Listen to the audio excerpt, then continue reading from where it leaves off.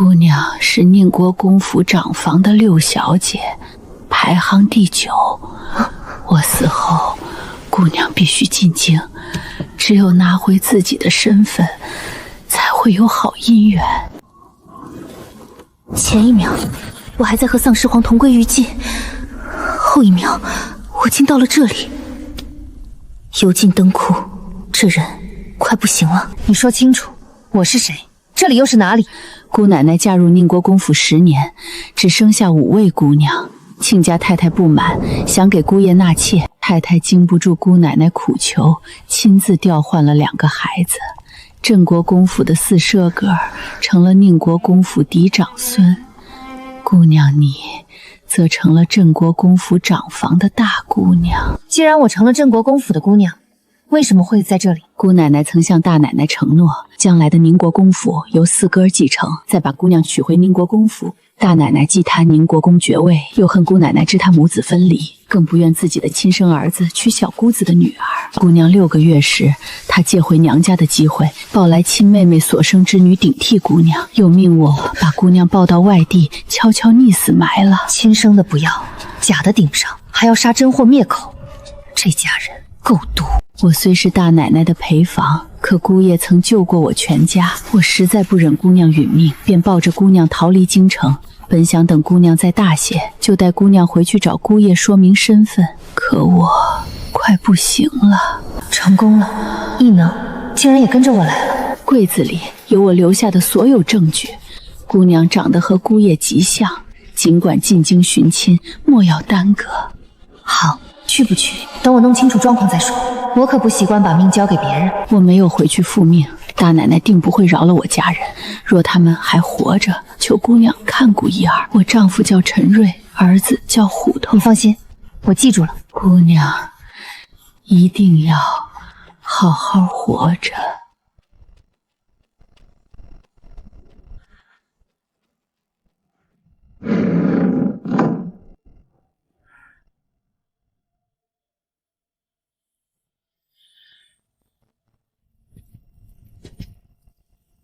你是？我就是你这具身体的主人，谢珊珊。我用毕生功德祈求来生与她做母女。阎王爷说我功德不够，若我将皮囊赠你，便能得你3分功德，转世到一个男女平等的太平盛世。同意？末世，我早就待够了，能离开那里，我求之不得。谢谢你，我走了，愿你此生安乐，长命100岁。原来如此，他前世回到宁国公府后，过得太苦，苦到连重来一次都不愿意。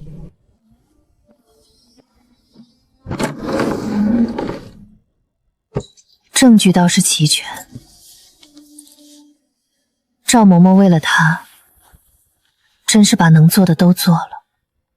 赵嬷嬷带他传行千里，在姑苏落户，对外说主家落魄，他带小主子逃亡至此。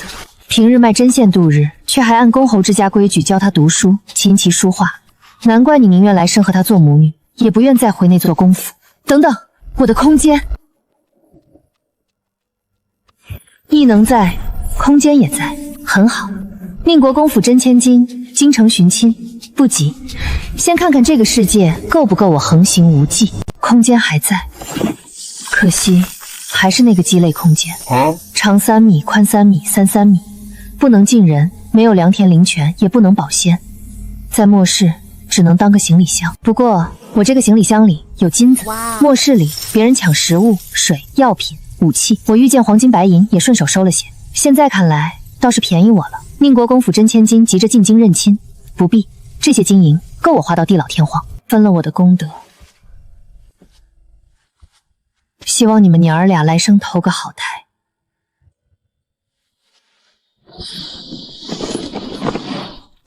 重要东西还是放在自己手里最稳妥。原主和赵嬷嬷常用这药膏遮掩容貌，初来乍到，低调些，总没坏处。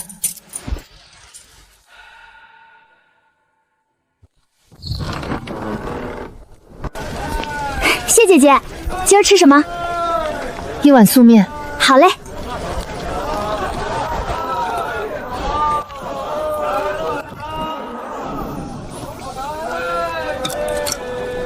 想大吃大喝，但这具身体胃口小，不能急。赵嬷嬷刚走，先不喝酒吃肉，也算尽一份心。青儿，我和我家嬷嬷在此地无亲无故，如今嬷嬷去世，办理丧事该找什么人帮忙？赵嬷嬷了。棺材铺子有人吹拉弹唱、哭丧送殡，他们都干。多谢。停灵3日，7日发丧。官就暂记姑苏城最大的义庄。姑娘放心，诸事都能办妥，总共3吊钱。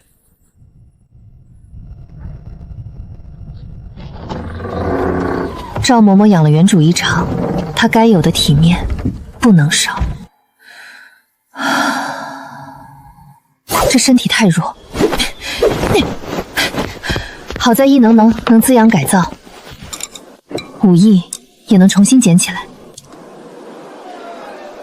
没有污染的粮食真香。封建社会再吃人，也比末世强。有山有水，有正常食物，适合养老。信京入府，哪有浪荡江湖快活？心动不如行动。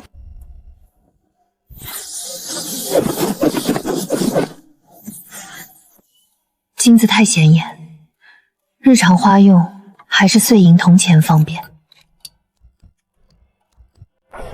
13两银子，马鞍、脚蹬、蹄铁另算。要了。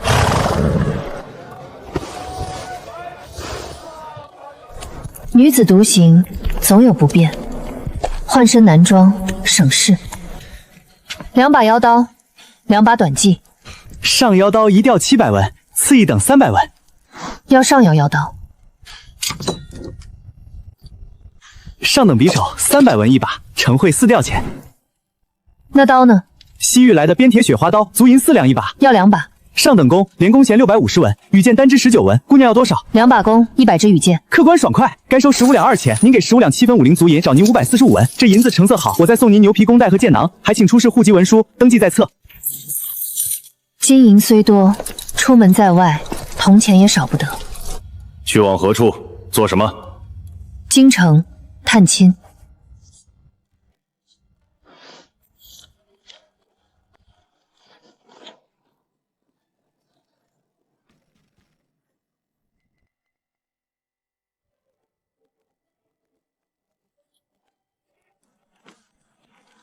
从今日起，天高地阔，我谢珊珊想去哪儿便去哪儿。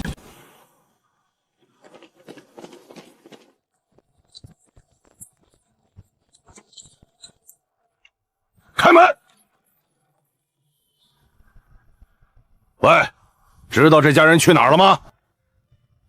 出远门了。出远门？说是遵从赵嬷嬷的遗言，前往京城寻亲。什么时候走的？不晓得。一半人留下，其余人去打听。你们是什么人？找谢姑娘做什么？我们从京城来，这家姑娘在京城的长辈派我们接她进京，好阖家团聚。若真子大误人家接姑娘，怎会自派一群暖宁，连个丫鬟仆妇都没有？门前自有马，没有马车，个个凶神恶煞，哪里像接亲人的？赵嬷嬷是好人，谢姑娘一个孤女，可不能落到这些人手里。你们来迟了，谢姑娘已经走了。是啊，是啊。谢姑娘走的水路，你们现在追去码头，也许还能追上。走水路，一半人去码头，一半人留下，继续打听消息。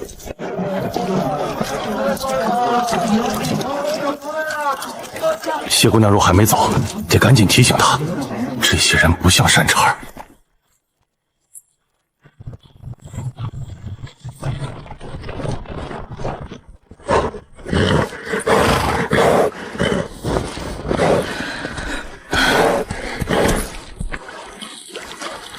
真没用，甜，没有污染的时空，真好。空气清新，吃的东西也都像人间天堂。方圆2-3里内，没有第二个人。古人出行，铺盖是必备之物，入乡随俗，才不惹眼。走了，小黑。客官是住店还是打尖？后院马厩里有上好的草料与清水可以喂马。房费多少？我们客栈没有大通铺，下等房30卫浴一人，10人一间；中等房200元一间，2人一间；上等房500，单人单间，热水齐备。要一间上房。有客到，上房一间。请客官出示路引。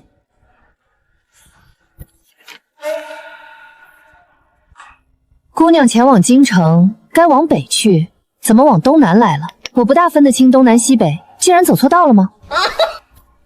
走反了。店里有什么吃的？鲫鱼肉蛋应有尽有，客官想点什么，我叫厨下给您做。先来一大碗卤烧蹄面、老鹅汤、白烧羊肉、清蒸白水鱼。有客到，中等房一间。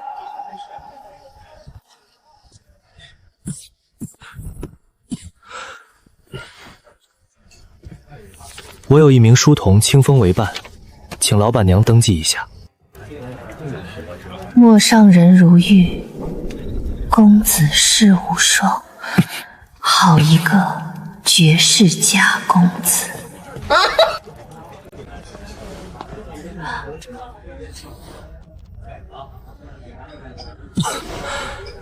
我有一名书童清风为伴，请老板娘登记一下。哎呦，来了来了！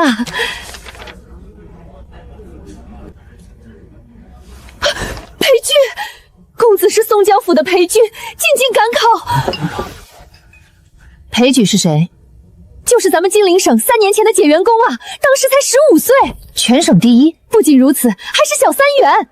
裴老爷自幼便有过目不忘之能，不到10岁便熟读4书5经。若不是参加完乡试后大病一场，无法进京，第2年的春闱必定连中6元。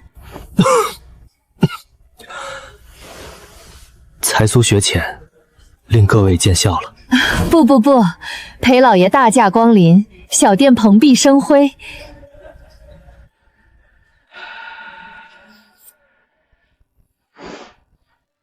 请裴老爷入住上房。多谢老板娘厚意，我们主仆2人住一间中等房。请裴老爷入住上房。多谢老板娘厚意，我们主仆2人住一间中等房。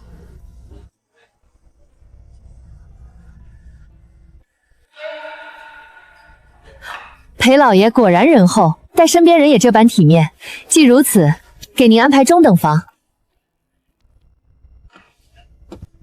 1碗阳春面，5斤白米饭，再来1碗火腿炖肘子，1盘只用油盐炒的椒笋。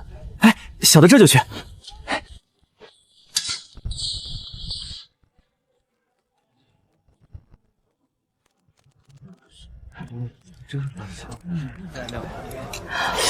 今天的汤汁特别鲜美，面条也特别劲道爽滑。不去松江府看海了，转到进京。秋水为眸，寒玉作骨，妖孽，真想打一座江山送给他，以博其一笑。老爷，房间订好了吗？我先把铺盖送上去。裴老爷是弟子36号。清风，放下行李就下来吃饭。哎，裴君如此俊美，带的书童竟是5大3粗。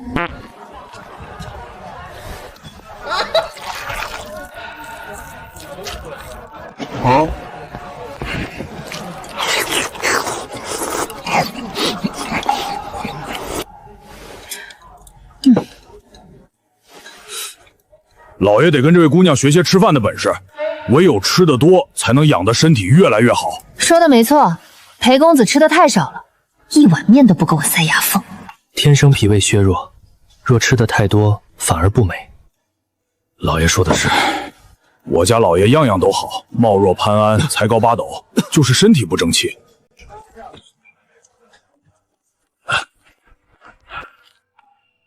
这位小哥尽管用，小店自会帮忙。既然他有如此才华，那么就不会籍籍无名。原主那寒门出身的丈夫袁绍康也是金陵等士，与裴居乡试同榜皆科，将于明年春温崭露头角，高中2甲第9名。和原主情投意合那几年，袁绍康曾多次提过裴居，裴军没有参加明年的春闱，而是命丧赶考途中。至于裴居是怎么死的，袁绍昌倒是没说。这样的美人，英年早逝岂不可惜？裴公子，我初次出门，不辨东西南北，本打算进京寻亲，谁知竟走错方向来到这里，正打算明日折返，不知是否能与公子同行？裴公子，我初次出门，不辨东西南北，本打算进京寻亲，谁知竟走错方向来到这里，正打算明日折返，不知是否能与公子同行？男女有别，岂能同行？老板娘可以证明我的目的是京城。我作证，谢姑娘原籍姑苏，确是前往京城寻亲，录影上写的一清二楚，还是衙门今儿出具的。与理不合。既如此，那便大路朝天，各走一边。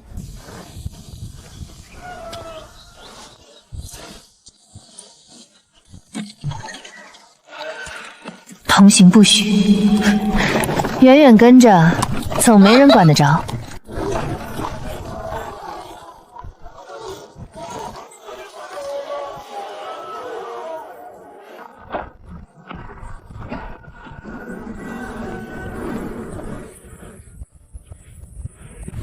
老爷，那位谢姑娘一直不远不近的跟着，接下来咱们得小心，没入了土匪的圈套。从姑苏起，白天走官道，傍晚入驻驿站，夜间不宿山野。正该如此。居然把我当成女土匪了，不愧是古人。我前世和原主一样活到32，可每日活在丧尸吧中，无暇谈情说爱，对裴军的喜欢也无关风月。长得好看，谁不想多看两眼？末世来临前的那些大明星都没他风姿卓越。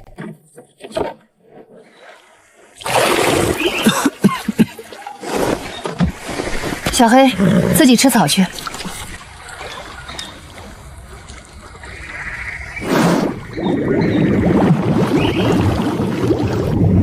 鱼儿倒是肥硕。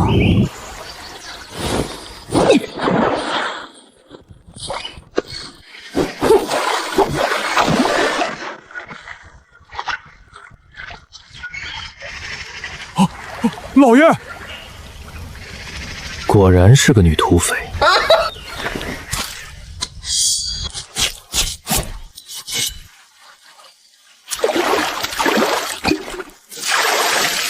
出门在外，也得吃得干净。这刀法，裴公子，能否借火一用，以鲅鱼和烤肉为酬？请便。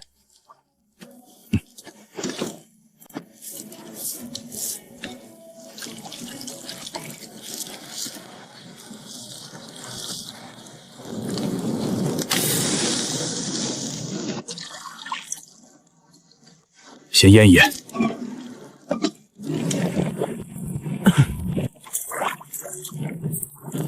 若有鸡汤就好了，配上鲜笋片和玉熏，才叫正宗。出门在外，有什么吃什么。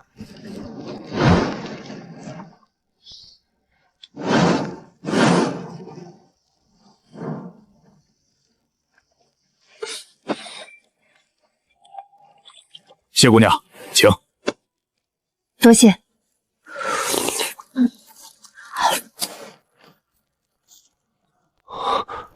谢姑娘莫要再跟着我们，可好？不好。何故？早说过我分不清东南西北，欲与君同行，君却不允，只好偷偷跟在你们后面，免得再次走错方向。谢姑娘为何一人出门？家里没有其他人陪同吗？我与京城中的家人离散多年，从未谋面，由老嬷嬷抚养长大。如今嬷嬷驾鹤西归，临终前嘱我务必进京找寻家人，否则她在九泉之下不得瞑目。偏生我没了嬷嬷，就好似没头的苍蝇，找不到目的。姑娘可以乘船北上，或者雇镖师护送，都胜过独自上路。我晕船，更怕被镖师拐到外地卖了。我们老爷也晕船。若镖师敢卖雇主，除非他们镖局不打算干了。不愧是解元公，洞悉世事。我以小人之心度君子之风，实在惭愧。裴公子风华正茂，你为什么喊他老爷？我听别的小厮都是叫年轻主子为少爷。我们老爷是举人，自然该叫老爷。那不是外人对举人的尊称吗？族里都这么称呼。清风，把药端过来。时候未到，老爷且等等。这药不怎么管用，老爷吃了7天，见效甚微。进了姑苏城，不如再请个高明的大夫瞧瞧。每年春分秋分必犯此症，那年在金陵请大夫开的药也差不多。男版林妹妹。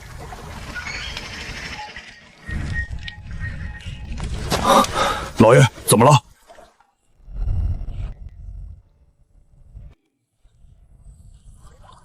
没事，准备出发。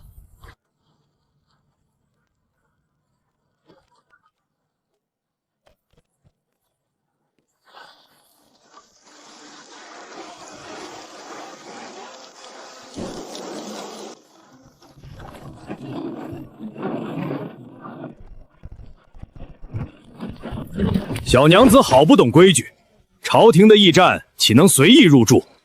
他们怎么能进？举人老爷自然能住。你们这里是驿站，不是客栈。驿站掌管朝廷公文传递、军需运输和官员接待等职务。莫说你这样的小娘子，便是官员家眷也不得滥用驿站。不住就不住，我回家住一宿。北疆进京得提前置办冬衣，姑苏的棉衣到了京城未必够用，原主旧衣我也不想穿。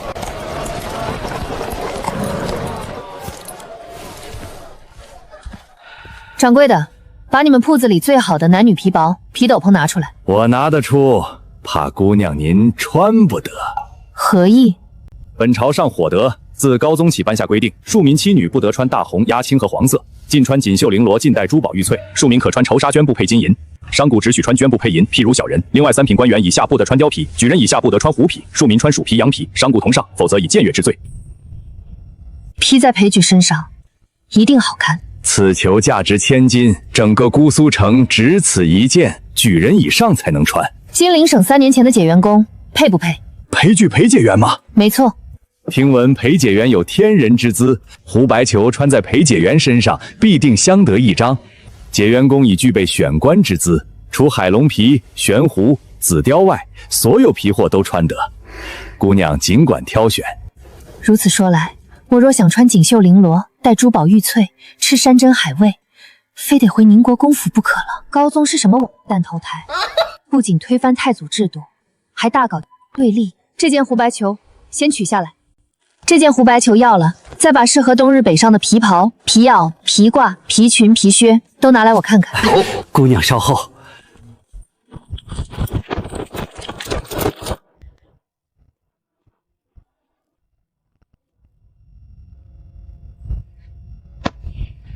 姑娘好眼光，这件用的是整张狐狸皮，价格虽远低于胡白裘，却也是上等货。一并包起来。总共1625两银子，胡白裘独占1000之巨，小店不收银票宝钞。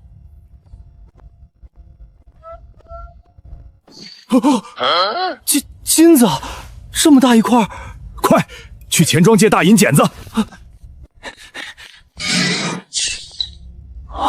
11两3钱碎金，剩下这半块金砖还给姑娘。每回收取的金银都要检验一遍吗？自然，若是有人掺假或者成色不足，既如此，帮我把另外半块也剪了。小事，姑娘稍后。多谢姑娘惠顾，赠姑娘一个解皮袋，出门时装荷包、金银脂粉等零碎玩意儿。多谢。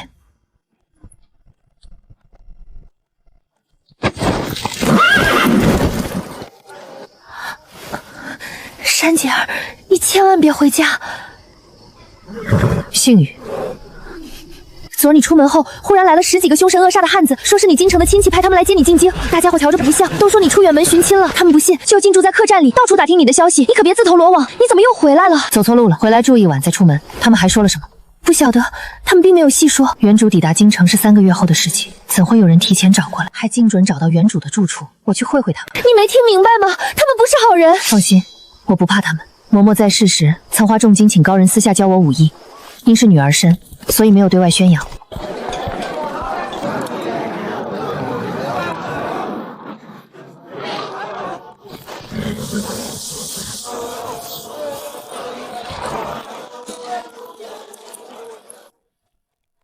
珊姐儿，别回去，家门口有人盯着，说是你京城亲戚派来的，可看着不像好人。赵嬷嬷刚走，他们就来了，哪有这么巧的事儿？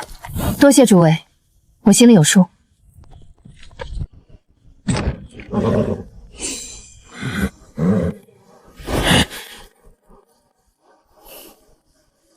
去报信了。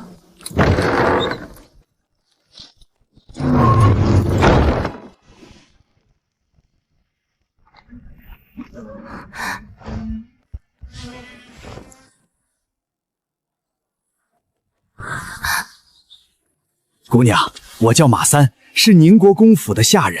赵嬷嬷临终前应该跟姑娘说过姑娘的身世，大老爷月前才知道真相，特地派我们快马加鞭的赶过来接姑娘回京团聚。你说你来接本小姐进京？正是。呸！有你这样来接本小姐的吗？华丽的马车呢？伺候本小姐的丫鬟仆妇呢？本小姐是宁国公府的千金，进京前你们不该给本小姐置办几身金钗玉线锦衣华服吗？什么都没有，空口白牙一说，骗鬼呢！姑娘说的对，是小人事情办得不妥当，这就亲自给姑娘购置衣饰。实在是府里的丫鬟仆妇出行不便，沿途盗匪蜂起，故指派了。等你们买来让我满意的情形再说说，我可不是那么好骗的。守着门，我去购置马车衣饰。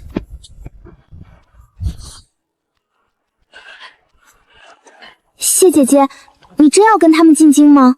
为何不进京？我确是宁国公府的千金，而他们正是宁国公府派来接我的下人，别人可不知我的身世。你是宁国公府的小姐？那可是1等1的达官显贵。珊姐儿，你没说笑。我姓谢，将来谢家一定会派人来调查我和赵嬷嬷的生活环境。离开在即，没什么好隐瞒的。头面衣服铺盖皆已置下，仓促间买不到能用的丫鬟仆妇，请姑娘更衣后先行上车出发。等到了京城，大老爷必定按照规矩给姑娘配备丫鬟婆子，不叫姑娘受委屈。等着。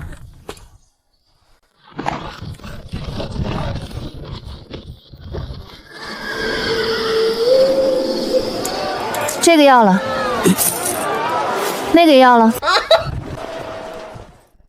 掌柜的，胡白球拿出来。姑娘来的不巧，小店没有胡白球，只有整张上等白狐批做的大氅、斗篷和披风，面料都是装缎、绸缎。那就买件大氅。盛会300两纹银。姑娘，这才9月，哪里穿得到大毛？莫若等回了京，由府里给您做。咱们府里针线比外。赵嬷嬷说越往北越冷，再买件貂鼠耳和银鼠皮裙。上等貂鼠耳60两，银鼠皮裙22两，盛会382。值钱。我手里的银子所剩无几，不能再拖了。明日出城100里后就动手，人杀了，剩下的钱呢？少不了你们的。一个小姑娘而已，出城后找个荒僻处，干净利落。果然是嫡妃有。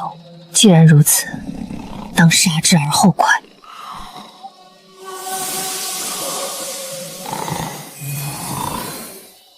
便宜他们了，死得毫无痛苦。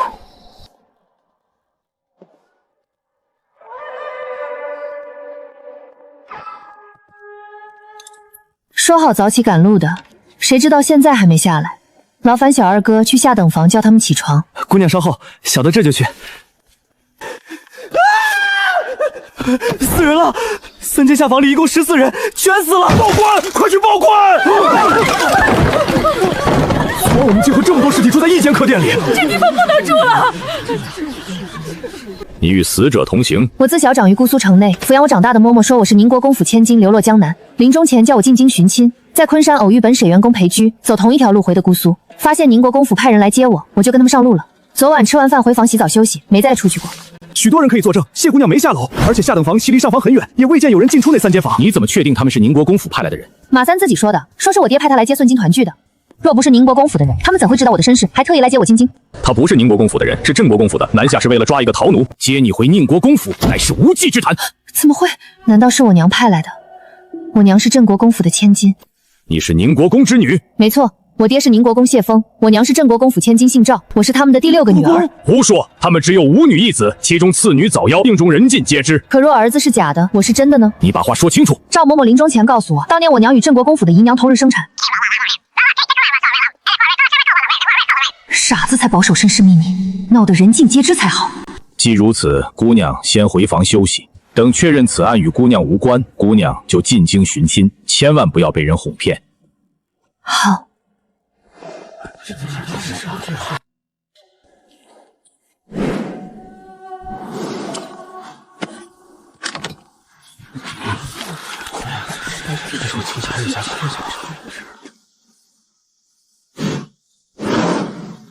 关于姑娘的身世，我等无法判断真假，也不敢随意插手。但从马三行为举止来看，怕是要杀人灭口，只是自己先送了命。本县上报府尹得到批示后，将派人进京确认马三的身份。姑娘尽快雇几个镖师护送自己。多谢大人，不知他们的马匹行李如何处理？暂由本县收押，等结案后再行处理。马三出钱给我购置的头面衣服呢？那不是姑娘的吗？多谢大人。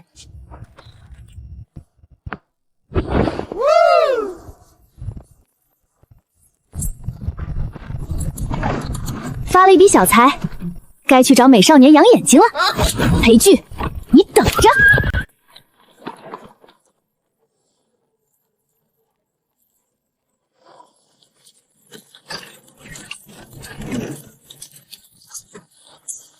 骗子，说话不算话。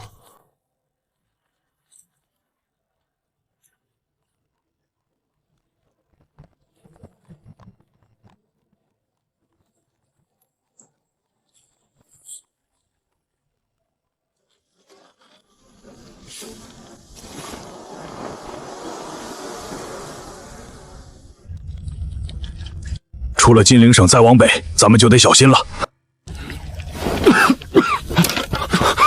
老爷，谢姑娘不是土匪，老爷不用担心她给土匪通风报信。我在姑苏打听过了，确有谢珊珊其人，也确实是才办了路引，前往京城寻亲。我又去她住的地方打听，听说她被京城来的人接走了。京城来的人？听街坊说，她是宁国公府的千金，离开时还坐着一辆华丽的朱轮翠盖车。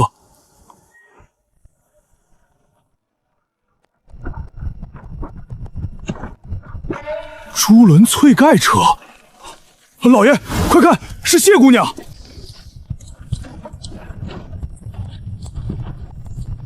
裴公子，真巧，咱们又见了。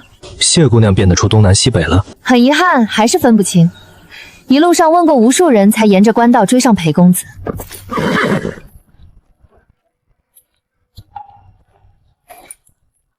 裴公子，惊不惊喜，意不意外？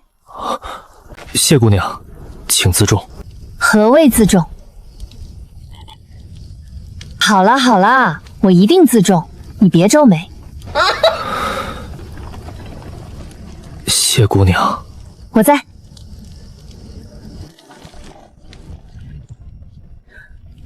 裴公子，方便我搭个伙吗？我们伙食由清风做主。当然可以，先前吃了姑娘的鱼，正愁没有机会回报。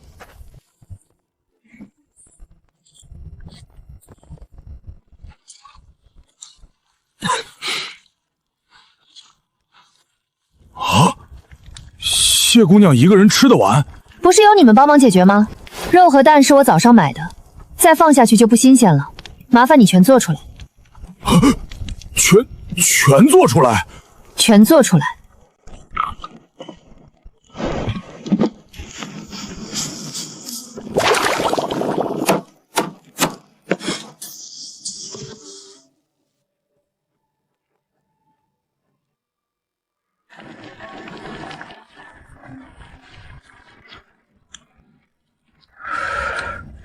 清风手艺真不错，以后就拜托你了。以后？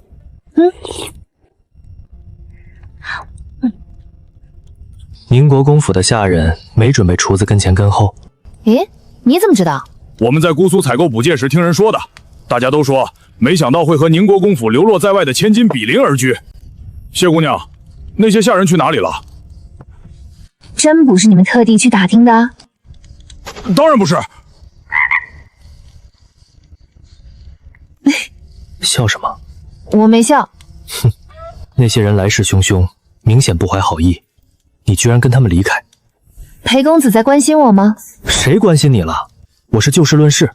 10几个大汉接一个姑娘，明眼人都能看出他们居心叵测。他们死了。死了？怎么回事？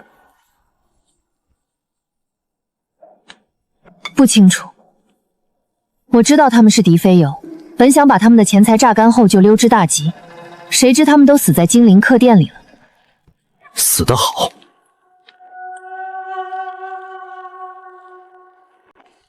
谢姑娘身世离奇，马三等人的出现，意味京城中有人不希望谢姑娘进京。得知马三之死后，他们未必善罢甘休。兵来将挡，水来土掩。裴公子，我孤身一人，独木难支，孤掌难鸣，双拳难敌四手，恳请公子庇护一二。我一介小小举人，如何庇护于你？凭这个，听说见到奉旨会试的旗子，连土匪都不会上前打劫。谢姑娘高看我了。我说的是实话，你就答应我吗？拜托了，裴公子。好心的裴公子，善良的裴公子，你忍心看着我一个弱女子，在不知幕后主使什么时候再次出手的情况下独自赶路吗？冒险与你同行，与我有什么好处？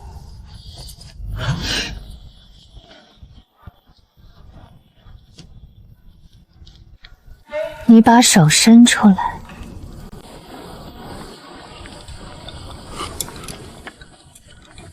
你把手伸出来。做什么？给你好处。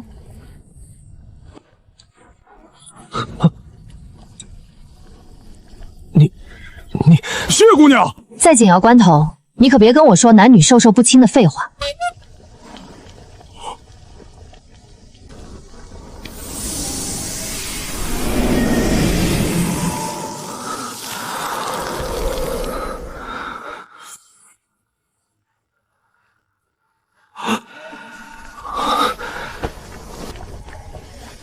怎么回事？听抚养我的赵嬷嬷说，为了能在大舅母生抢表哥的当天生下我，我生母吃了催产药，因而我提前1个月落草，身体比不上瓜熟蒂落的婴童，幼时体弱多病，幸而拜在一位隐士高人门下，传授我一门养生的功夫，练到极致，身强体壮，百病全消。若遇到有缘人，此气入其体，当能修复5脏6腑之损。当真？谢姑娘能治好我们老爷？需要一个漫长的治疗过程，只要老爷能痊愈，无论花费多长的时间，都值得。老爷，现在有没有感觉到好一点？不咳嗽了。谢姑娘大恩，清风没齿难忘。你这是干什么？别折了我的寿。我小时候流落街头，乞讨为生，是老爷收留我，得以吃饱穿暖。后来给老爷做伴读，老太爷和太太请人教我读书习武，我才有今日。无数江南名医都说老爷活不过20岁，若不是为了给家族改换门庭，老爷不会带病进京赶考。姑娘治好老爷，是我的再生父母。放心，裴公子神清骨秀，玉质天成，又聪慧无双，老天爷不会收了他，只会赐他长命100岁。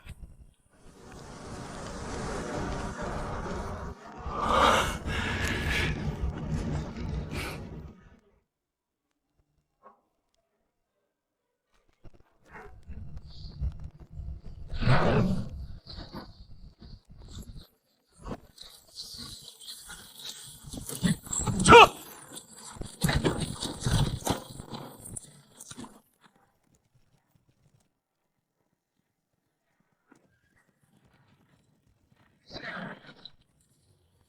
何人投诉？金陵省解元裴矩奉旨会考，今夜投诉。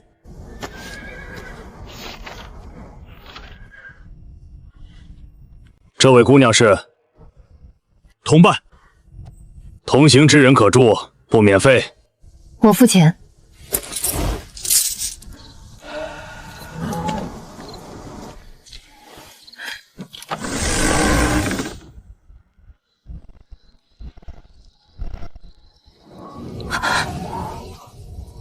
咱们还是住客栈吧。附近没有客栈。真没有？谢姑娘，驿站是按照距离沿官道设立，多数在荒郊野外，间隔80里到100里。眼下这间驿站就在荒郊野外。自己明明很有钱，干嘛忍受脏乱差？附近没有客栈。你们住哪儿？驿站免费提供给各地举子的是大通铺。大通铺，这怎么行？出门在外，不必讲究。我已经跟义父说好了，加200钱换一间有2张床的房间。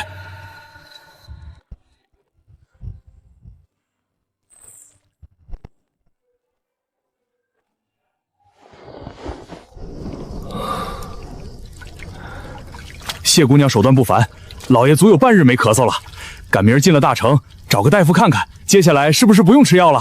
我认为不用吃，原本就是一些治疗咳嗽的药。还是问问谢姑娘。好。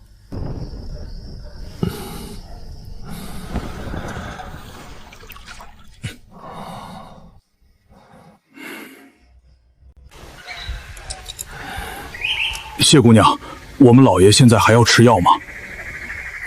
是药3分毒，既然不咳嗽，那就不要再吃治疗咳嗽的药了。太好了，丸药呢？我们老爷现在吃人参养荣丸。你们老爷只是心肺略康，气血仍虚，该吃还是得吃。最好是到京城后找个高明的大夫看看。听谢姑娘的。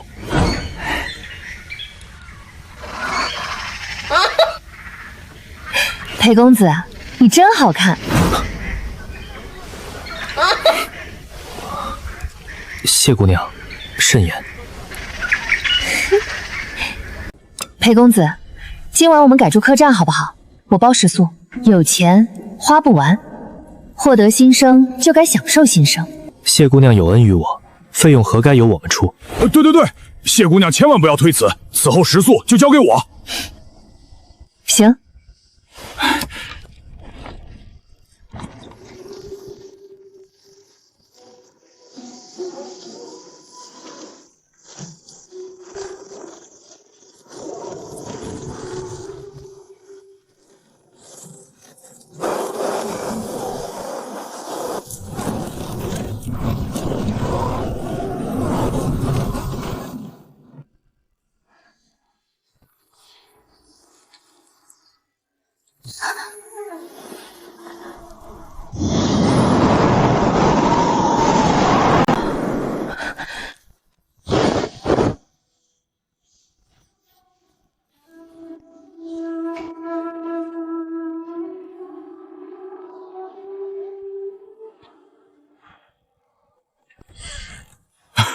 谢姑娘，这么晚了，有什么吩咐？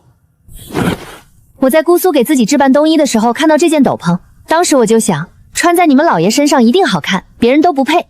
姑娘给我们老爷送斗篷？对啊。北方极寒，非江南可比，你们老爷心肺之疾才愈合，千万不能受冻，就当抵消我接下来的食宿费用了。多谢谢姑娘。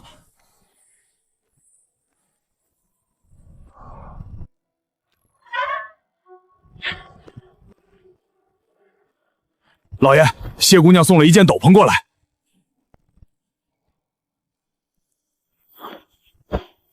老爷快看，里面的皮毛多浓密多厚实，又轻又软，像雪一样白。老爷今晚不会感到寒冷了。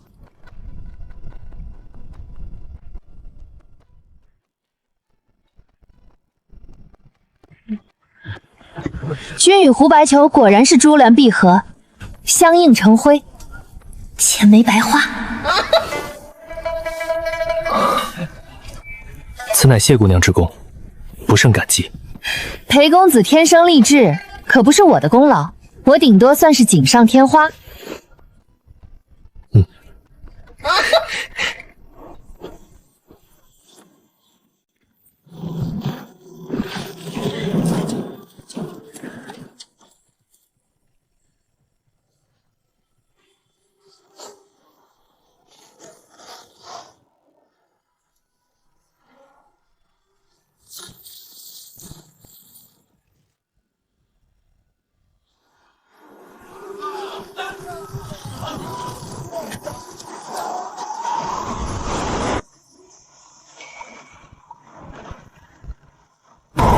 鬼天气！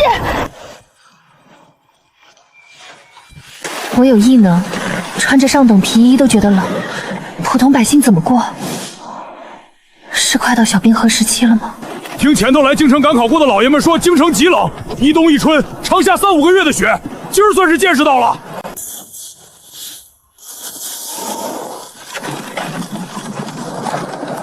这就是京城吗？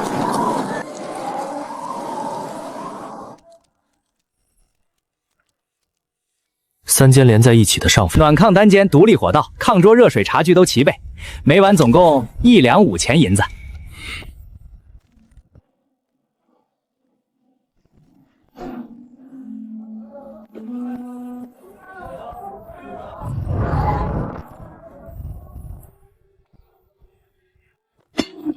这些东西都在裴渠和清风面前露过面，不方便藏进空间。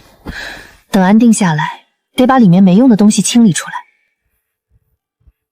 谢姑娘，我们老爷点了菜，请姑娘到堂上吃饭。来了。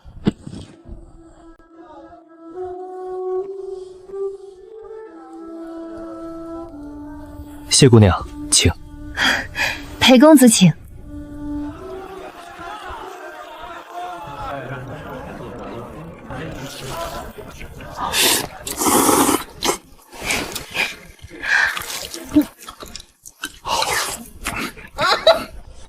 明天我去找中人租屋宅吧，1两5在京城可以租1个月的小院子。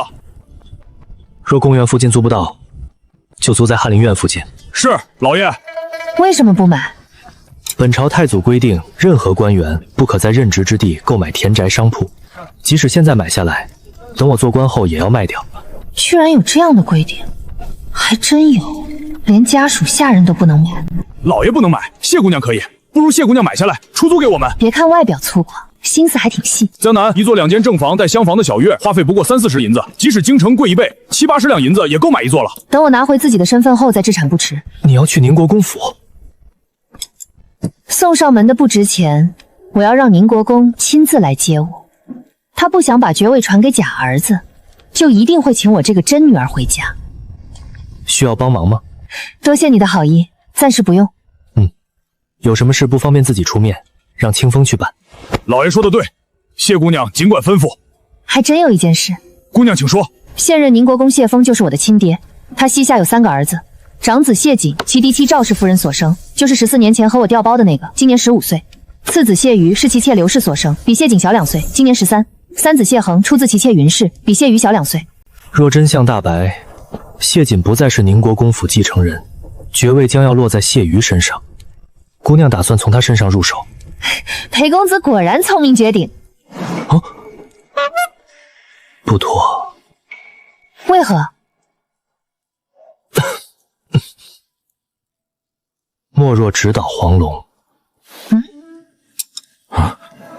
谢瑜年仅13，手里可使唤的人料想不多。即使得知谢瑾身世有异，也未必能在短时间内拿到证据，并到宁国公面前揭穿此事。倒不如直接把消息送到宁国公跟前，事关爵位继承，宁国一定宁可信其有，不可信其无。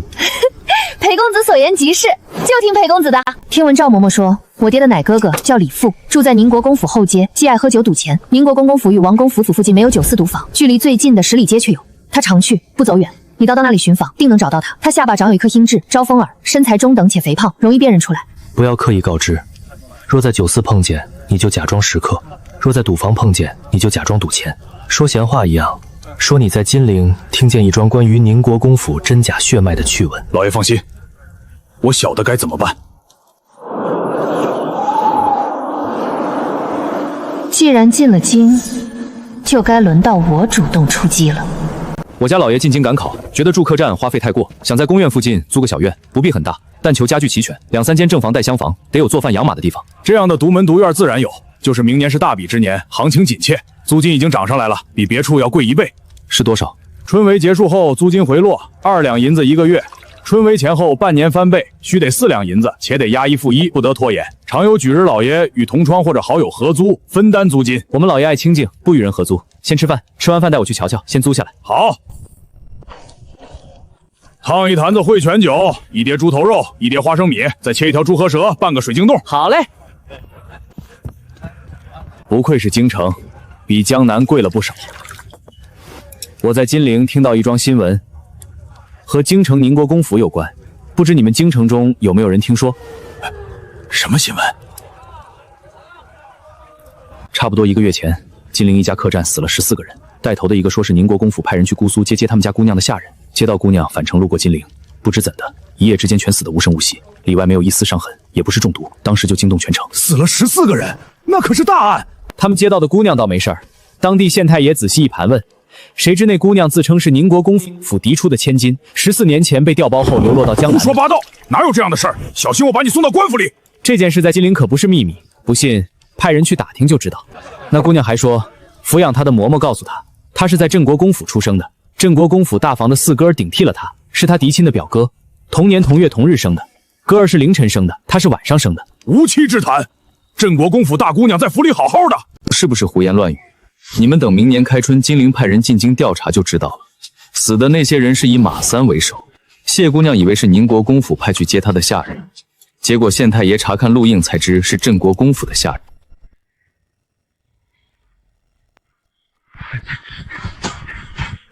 我有急事找老爷，快给我通报一声。李父，今儿怎么舍得不去吃酒赌钱？老爷，我有要紧事，事关国公府的血脉。进来说话。我不晓得这事儿是真是假，可那外地人言之凿凿，不像撒谎的模样。我思来想去，唯有告知老爷才是上策。赵大姑娘的乳父马三有2个月不在京城了，如今死在金陵，不知那外地人口中的谢姑娘是进了京，还是仍滞留在金陵？意图混淆我谢氏血脉，夺我谢氏爵位，其心可诛。你将那外地人说过的话再说一遍，一个字都不准漏掉。李九爷，向这无常的福来，未来履行当年采访的机密，怕的算是好了。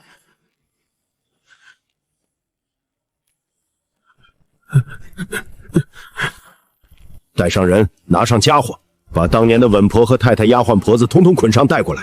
另外，再找到那外地人，我要见他。那外地人和郑中人一块吃酒，我认得。通过郑中人能找到他，倒不急。当年的稳婆是镇国公府给他们大奶奶预备的，记得我娘听人说，凌晨接生了赵大姑娘，晚上接生了咱们府的大爷。洗3时兜了不知多少天盆的黄白首饰回家，此时却不知她是生是死。还有当年跟着太太回娘家的丫头婆子，过了14年，早换的一个不剩，须得细细查访。不管是生是死，总有蛛丝马迹留下。叫上你儿子拿着名册拿人，死的带家人过来，活着的带本人过来。回来。老爷还有什么吩咐？除了瓜果吃食以外，把历年来太太往镇国公府送给赵大姑娘的银东西全部整理成册，交给我。一出一进都有记录，找出来即可。打听到那外地人的住处，先回来告诉我，别惊动他，我亲自走一趟。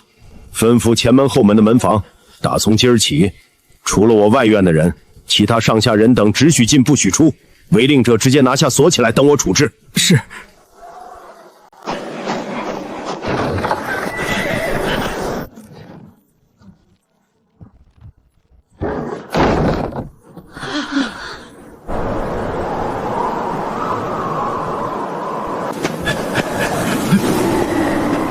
清风落脚处打听清楚了，他是金陵省上一棵解元宫的书童。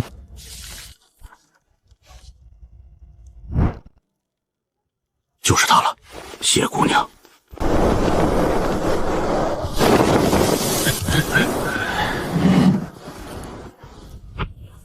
请住在你们殿中的谢姑娘下来见面，就说宁国公谢峰在此。宁国公，快去叫谢姑娘！哎，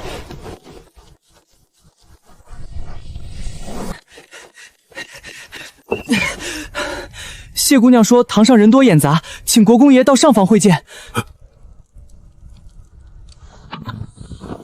带路。啊！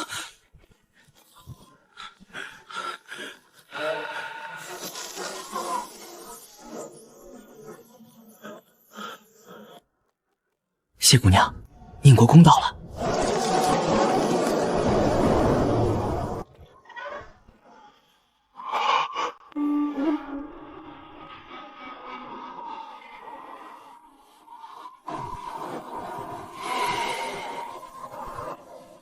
你是谢珊珊？不才正是。裴解元身边的清风是你派到李父面前？恭喜宁国公猜对了。为什么不直接登门，反而拐弯抹角的借他人之口，以致消息外泄？笑什么？我笑宁国公站着说话不腰疼，仿佛狗眼看人低的不是你们宁国公府。再说我是受害者，我凭什么怕人知道是你宁国公不作为，以致亲生女儿逃亡在外，自己却替别人养儿子？姑娘误会老爷了。是不是误会？不是嘴巴说了算，而是在于行动。万事论迹不论心。宁国公养儿子养了14年，没发现是假的，就是失职。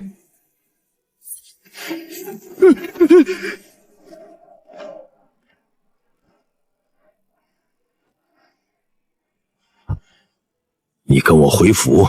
不回。何故？凭什么？你是我的女儿，你让人把话传到我的耳朵里，不就是想告诉我这件事？不就是想回宁国公府吗？宁国公府好稀罕吗？没有你们宁国公府，我也在这14年里顺顺利利的长大了。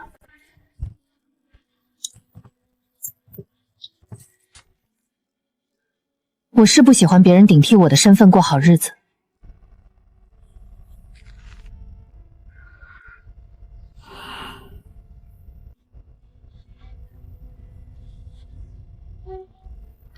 其实我应该感谢宁国公，宁国公早年救过嬷嬷全家，嬷嬷这才冒险带我潜逃到千里之外。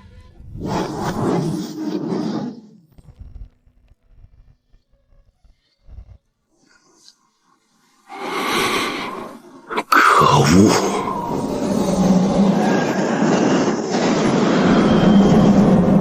宁国公不从自己身上找原因吗？什么？如果不是你宁国公一心想纳妾生儿子，时年28的宁国公夫人岂敢铤而走险？我被调换，错共10分，7分在他，3分在你，别觉得自己清白如雪。我乃八公之首，世袭5代不降等，无子继承才是对祖宗的大不孝。是，南丁乡南丁尊贵，南丁才能给你们传宗接代，女儿都是赔钱货。叫我一个赔钱货回宁国公干什么？你必须回宁国公府。是想借我之名让我与谢景、赵明玉各归旁位吧？你既然明白，还有什么理由拒绝？当今世上，除了皇室公主宗室之女，满朝文武百中，谁的女儿比你更尊贵？就这个？什么？与我有什么实质上的好处？你想要什么？1个月前，马三带着10几个亡命之徒来租苏接我，空手而来。知道我跟他说了什么吗？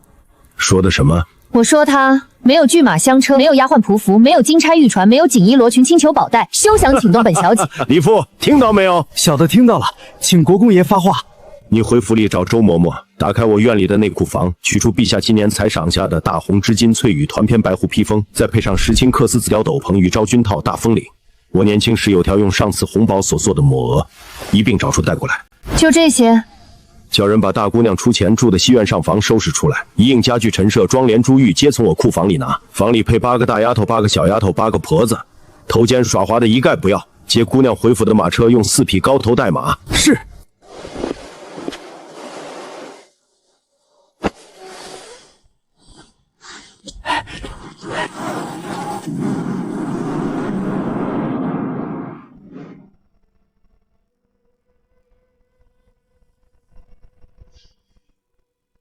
我有3个条件。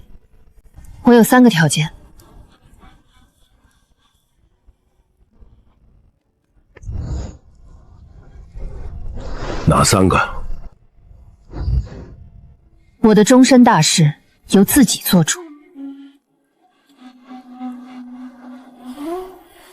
我可以答应你，但是你选的女婿必须让我满意。放心，不是才貌双全的歪瓜裂枣，我压根儿看不上。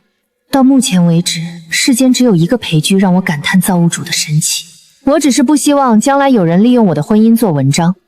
第2个条件是什么？我自幼无父母教养，赵嬷嬷又宠我，平时也惯了。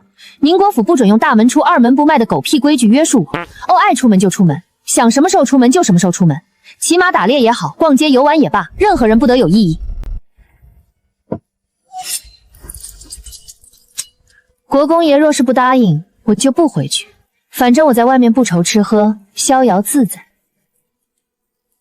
你会武？不足挂齿，不信？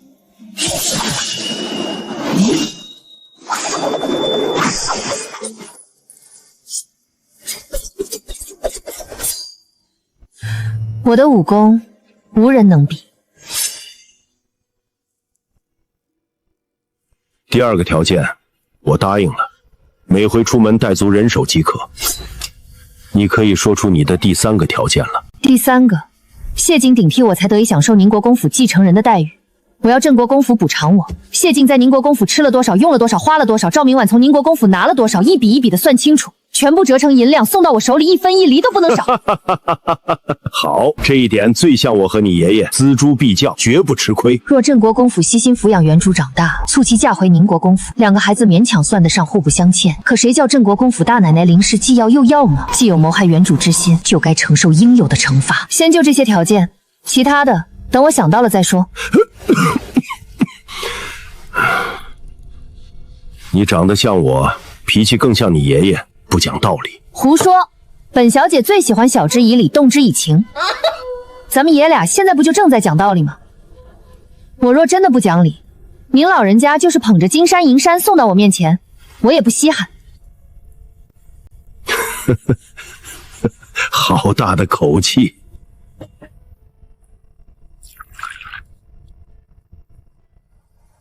尊贵的国公爷，莫非以为这里是宁国公府，该用汝窑柴窑喝明乾龙井？我小时候日子过得十分贫困，赵嬷嬷靠卖针线养活我，略有余钱就请人教我读书识字，临终前只有几十有2银子的路费留给我。若不是激得马三出一大笔钱，恐怕我此时连过冬的衣物都没有。赵嬷嬷当真义士也，她老人家怕累着我，自己躺进准备好的棺材中等死，唯一挂还的就是丈夫陈瑞，儿子虎头。阔别14年，不知是生是死。若还活着，找郑国公府算账时，我替你调来。您先喝茶，我出去一趟。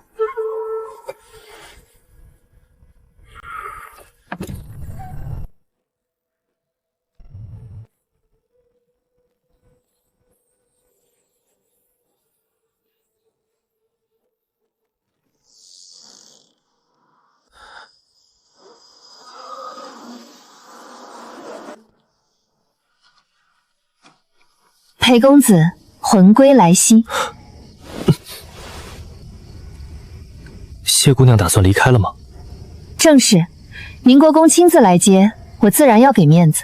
裴公子若是租下房舍，叫清风到宁国公府递个信儿，必定亲自前去喝暖房酒。好，届时道略相应。宁国公府家大业大，我的小黑和马车就不一起带过去了，恳请裴公子收留自用。多谢姑娘。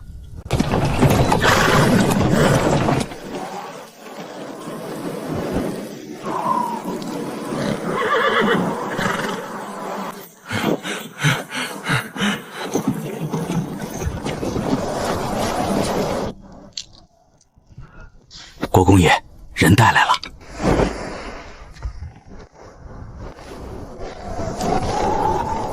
手脚利索点儿，伺候你们姑娘更衣。是。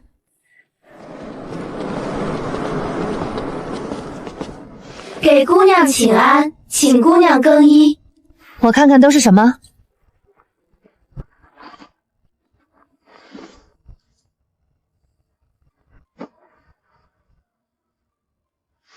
我自己买的那些与这些相比，压根儿不在一个档次，有点缺金球的意思。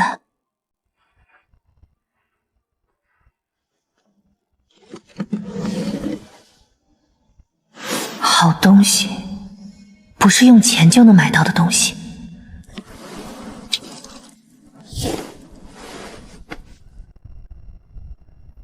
把我的东西收拾好，全部带走。是。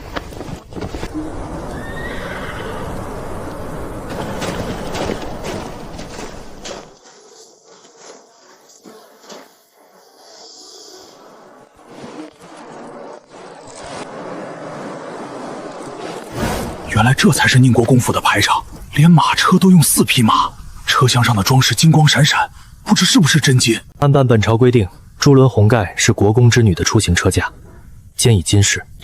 老爷，谢姑娘走远了，咱们回去吧。好容易才好几日，别又冻着我。嗯。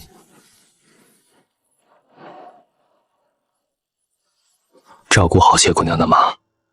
是，老爷。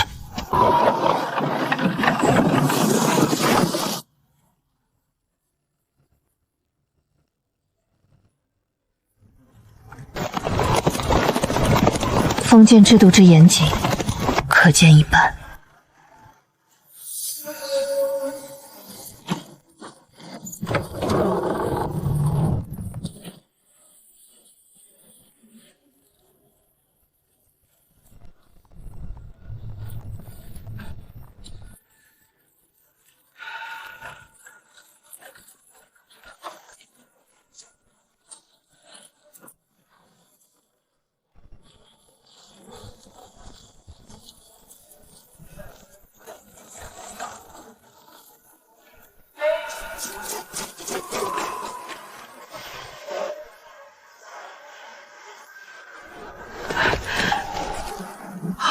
李父说的不清不楚，只叫我开库房取东西，叫他女儿带人收拾西院，尽捡好东西拿。说国公爷欲接六姑娘回府，没想到六姑娘竟生得这样像老太太和国公爷，我仿佛看到年轻时的国公爷。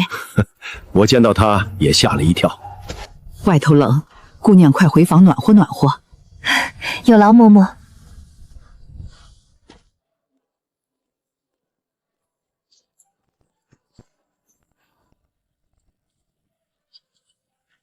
西院位于正院正房之西，在第三进，后门往东有穿堂，直入正院正房。原本是你几个姐姐住的地方，她们都出了门子，往后你住在里面，也不会安排你妹妹住进去。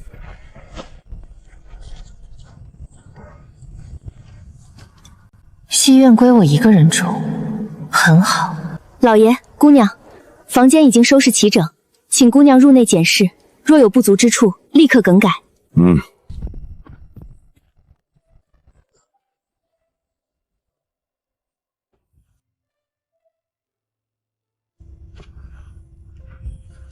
芍药，六姑娘刚回府，对府里的事情不大了解，叫你婆婆别闲着，明天进来，站在六姑娘身边当差，别让不长眼的东西冒犯了六姑娘。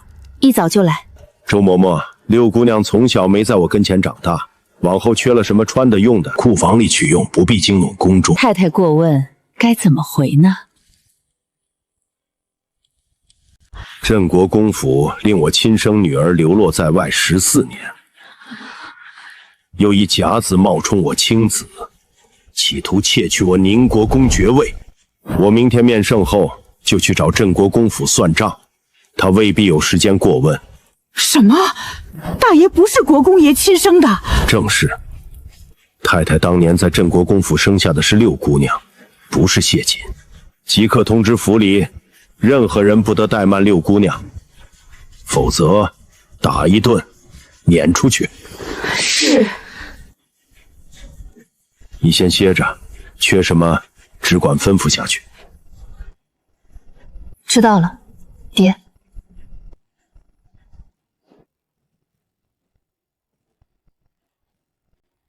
国公爷，派出去的人有消息了。说，陈稳婆14年前失足落水而亡，他儿子2个月前赌博欠债，被讨债的打死了。太太房里的大丫鬟朱渊蒙太太开恩放出去，嫁了个小武官，10几年前跟着戍边，至今未曾回来，不知生死。镇国公府既敢偷龙转凤，就一定会灭掉主事者以外所有知情人的口。这么说，咱们无法找到当时在场之人作证了。所有在场之人都死了，就是最好的证据。等你儿子回来，叫他继续走访调查。你拿笔墨来，我上本请罪。老爷被蒙骗14年，反要请罪，这是什么道理？治家不严，以至于爵位险些落入外人身上，便是我之过。将来老二若想顺利继承爵位，也得看陛下批是不批。都是些什么事儿？镇国公府赵氏一个都别想轻轻接过。原来六姑娘才是太太亲生的，国公爷亲口说了，谁敢怠慢就打一顿撵出去。都仔细着些，这位往后可怠慢不得。你们几个叫什么名字？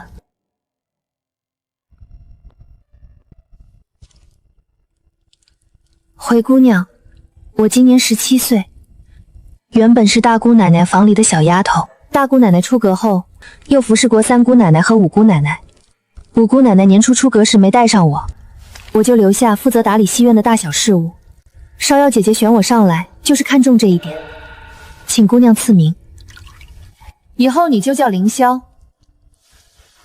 谢姑娘赐名。你白芷、紫苏、杜若、连翘、茯苓、忍冬，单身。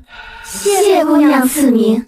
姑娘今日穿戴的那些，周嬷嬷和芍药姐姐说都是从国公爷库房里找出来的，衣服也是针线坊一群人现赶制出来的。姑娘先将就着穿戴，明儿再叫人过来给姑娘量尺寸，做新衣服，打新首饰。跟我说说府里的情况。是，咱们府里原有5位爷，活下来3位，往后只有2位了。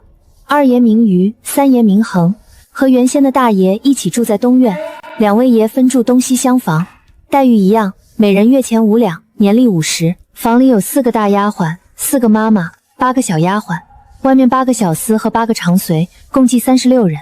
国公爷膝下共生了11个姑娘，姑娘排行第6，上面有5个都是太太所生，其中2姑娘早夭，大姑奶奶名瑶瑶，年24；三姑奶奶名林露，年22；四姑奶奶名露露，年20；五姑奶奶名琳琳，年18，均已出阁。抚养我的赵嬷嬷曾说过，我是大房的6姑娘，在府里排行第9。那是老国公今在世时没分家，分家后2老爷3老爷搬出去，就各房论各房的，和我一样，也有你们这些人服侍。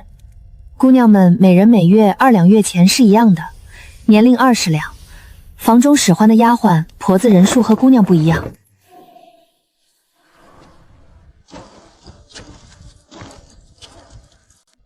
太太，周嬷嬷和李芍药那边开了库房，还打扫西院，安插器具，挑选下人，一样也没来请太太示下。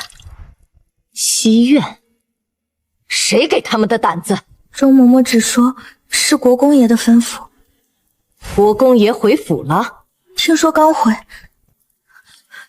太，不好了！慌什么？府里都传开了，国公爷从外面带回一位姑娘，说是14年前被大爷顶替的6姑娘。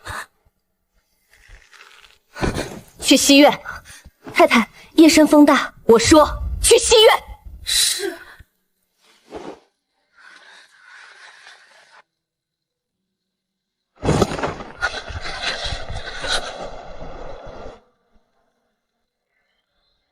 何人如此无礼？太太来了，还不见礼？原来是我那个狠心将我与谢景调换的亲娘，深夜到此，有何贵干？谁是你的亲娘？你以为宁国公府是什么地方？由着你胡编乱造，诋毁当家主母。当家主母，我来了，你这当家主母很快就做到头了。替亲哥哥养儿子，疼亲嫂子的外甥女。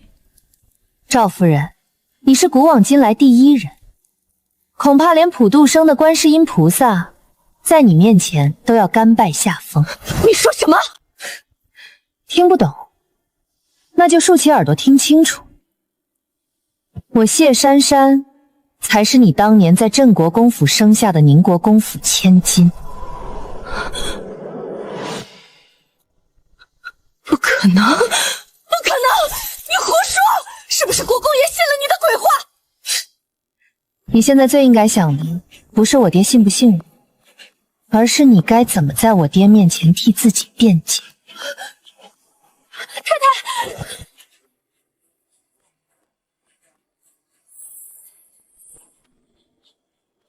有意思。姑娘，继续。是。备车！太太，这么晚了，备车！我要去镇国公府。是。太太，外面的人拦着，不许出府。谁敢拦我？是国公爷的令，许进不许出。他连我都要困住。太太，国公爷许是误会了，您先去前院说清楚。去前院。我要见国公爷。太太，国公爷说了不见。让开！让宁国公夫人回去好好想想，等我明天散牙回来，她该用什么样的谎言继续欺我骗我？是。太太，国公爷请太太回去。李父，你跟老爷说，都是那个小丫头无中生有，根本没有这样的事，是老爷误会我了。太太，国公爷已经掌握充足的证据，都是假的，假的，假的，都是假的！定是有居心叵测之人，故意寻找眉眼有几分像国公爷的丫头，利用我当年在娘家生下锦儿之事，编一篇谎话出来，离间我们夫妻，破坏谢赵两家的姻亲。这些话，太太还是留着明晚跟国公爷说吧。国公爷明日早朝，无暇面见太太。太太，国公爷，这是下午照您吩咐赶着整理出来的账册。赵明玉从咱们府里得的东西记了5册，谢锦花用府里的记了8册。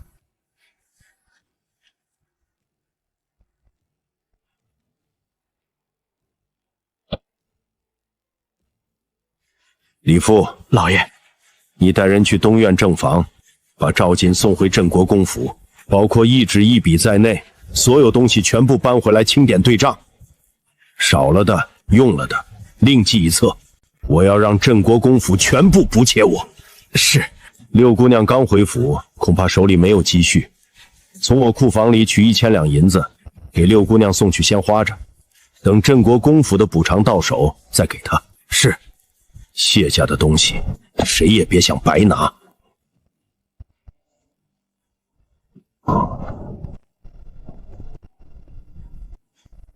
奉国公爷令。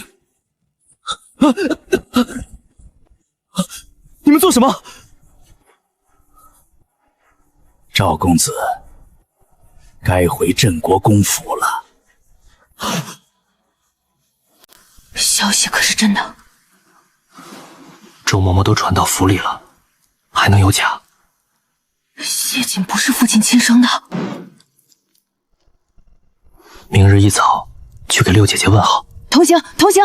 父亲前儿考错公试时夸我读书读得好，赏我一件乌云豹披风，还有一套上好的笔墨纸砚。笔墨纸砚还没用，全当见面之礼赠与六姐姐。既然弟弟送文房4宝，那我便送羊脂玉佩，那是父亲赏我的生辰之礼。六姐姐刚回来，咱们总得尽一尽做弟弟的心意。出去看看。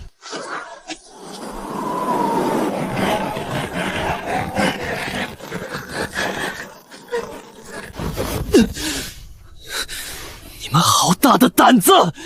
可知我是谁？外面车经架已备，请赵锦赵四爷回镇国公府。李父，你什么意思？赵四爷若是不明白是怎么回事，等到了镇国公府，自然有人给您解惑。放肆！我要见父亲！堵住嘴，插出去！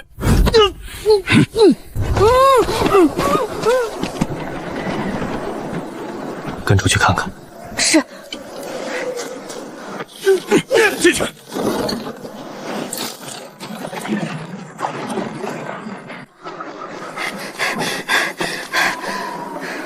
二爷、三爷，好几个家丁直接把那位爷塞进一辆黑油马车里，送出府了。真送走了？走，进去看看。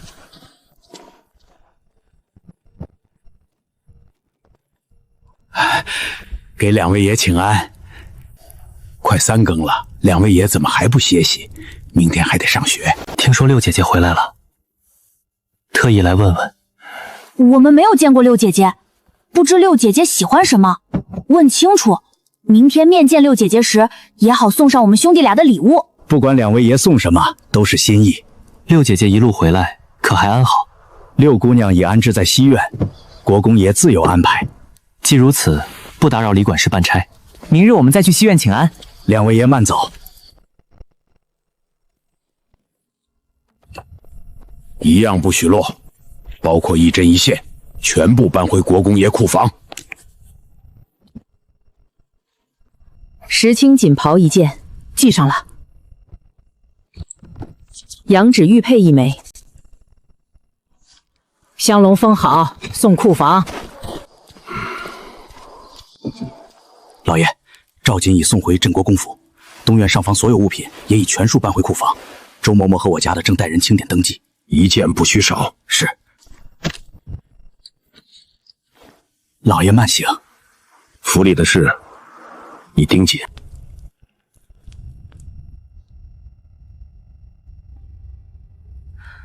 姑娘昨儿睡得晚，那就等姑娘自然醒。还没醒？还没醒。昨儿发生那么多事儿，睡得又晚。两位爷晨起上学前来了一趟，见姑娘没起，放下礼物就先走了。知道了。白芷，嬷嬷，去针线房叫手脚轻巧、心思细致的小媳妇过来。等姑娘醒了，给姑娘量尺寸，再去找周嬷嬷从国公爷库房里取上等绫罗绸缎和皮子，别的活儿全部放下，先紧着姑娘外面穿的衣裳靴子早早做出来。是。顺道再去一趟金银房，叫蒋老将找周嬷嬷取黄金珠宝，赶紧先给姑娘打2套头面，比着大姑奶奶当年的穿戴。奴婢这就去。再去大厨房，姑娘在江南长大，不见得喜欢京城口味，两地风味的早饭都做出来。是。你们3个针线做得最好，抓紧给姑娘做几套里面穿的衣服，绣鞋、罗袜、荷包、抹额、手帕、手衣这些小物件也都要备上。有料子没有？有，周嬷嬷昨晚就送了几匹上用的料子，针头线脑也齐全。那就好。扫雪的去扫雪，喂鸟的去喂鸟，左右4间耳房都打扫出来。姑娘回府，东西只会越来越多，先收拾出来当库房。总算有了主心骨。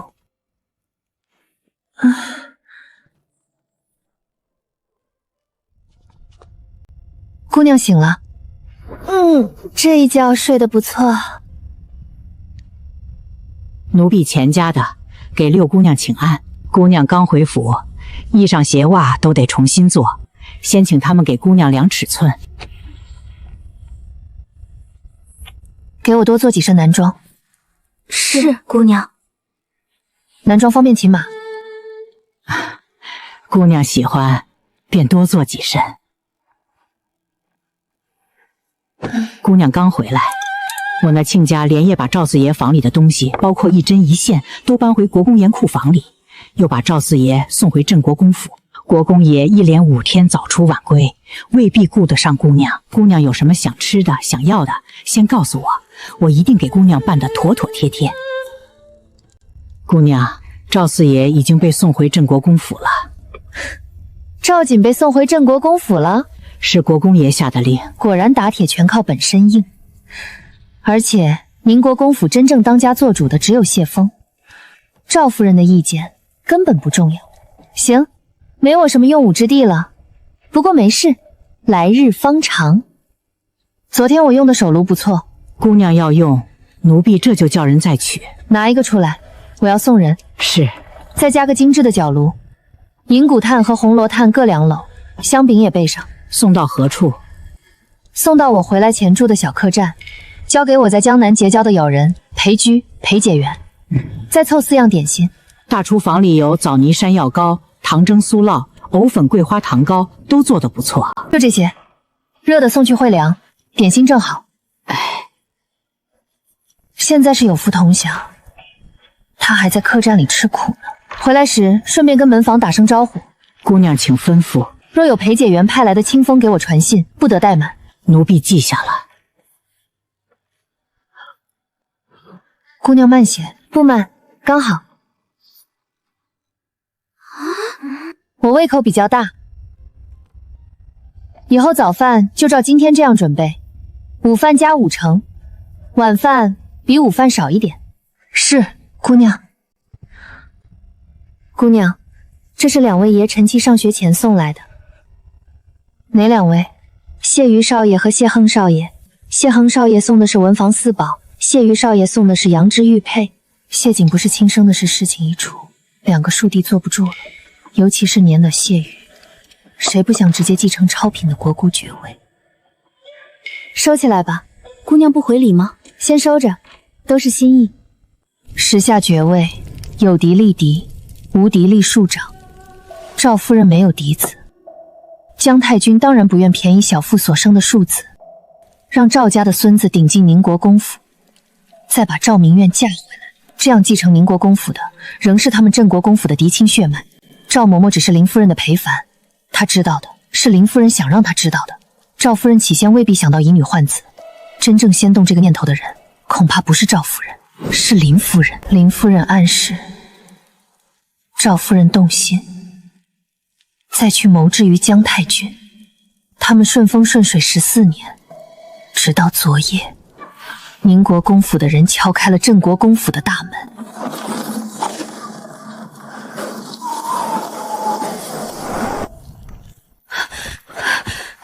快，先给她梳洗，把我给锦儿备好的衣裳拿来。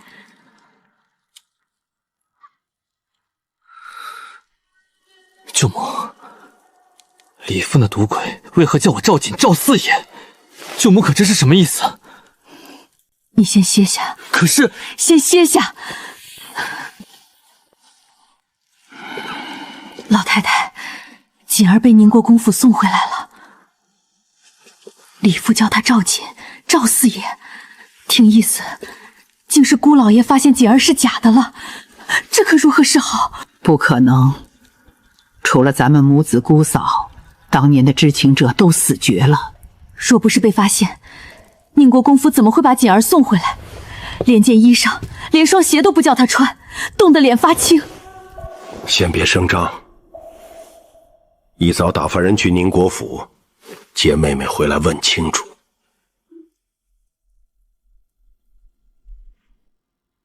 姑娘，前院传话说镇国公府派人来接太太，徐管事听了李管事的意思，把来人捆住，扣在马棚里了。挺会办事，姑娘可要回话？就先关在马棚里，剩下的事等我爹回来。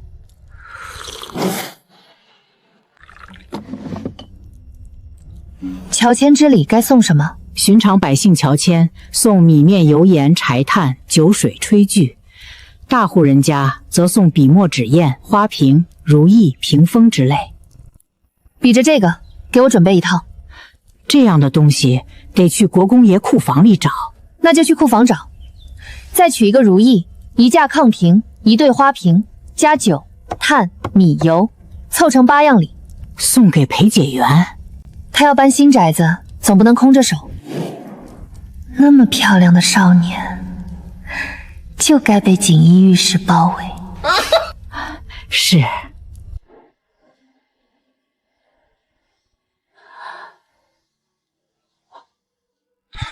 辛苦诸位跑这一趟。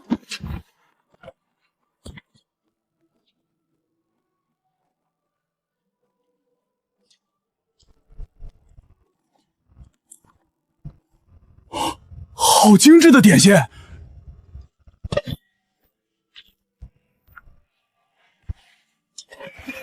还是谢姑娘想的周到。等咱们住进租的宅子里，这几篓好炭够公子用很久了。他初回宁国公府，人生地不熟，先给我送东西。谢姑娘心里惦记公子呢。深宅大院，还不知道谢家人怎么议论他欺负他。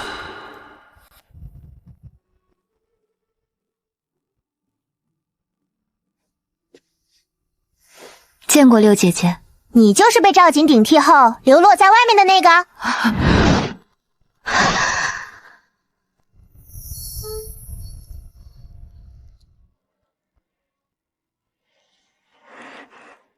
这勒子，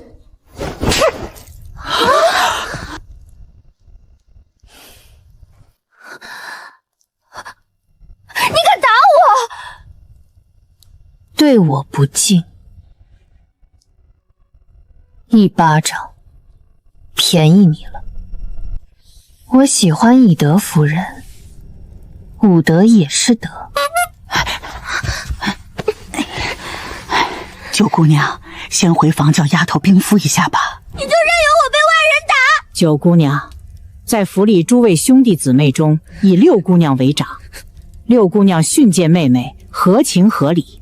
何况姑娘进门未曾向六姑娘行礼，又出言无状。九妹妹，你就听钱嬷嬷的吧。咱们已经见过六姐姐了，先回去。六姐姐，九妹妹年纪小，说话没分寸，你倒是懂规矩。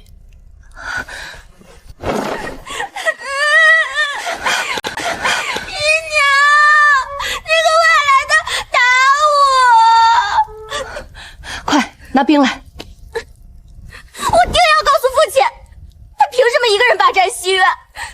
先前不是说等吴姐姐出柜后，就将我和七姐姐搬进去吗？那位刚回府，国公爷还得用他让他和赵锦各归岗位。你这时候招惹他做什么？难道就这么算了？不急，等国公爷回来，你到国公爷跟前诉委屈，叫国公爷知道，在外面长大的姑娘是究没教养，头一天回府就打骂弟妹。父亲什么时候回府？若和往常一样，得酉时6刻。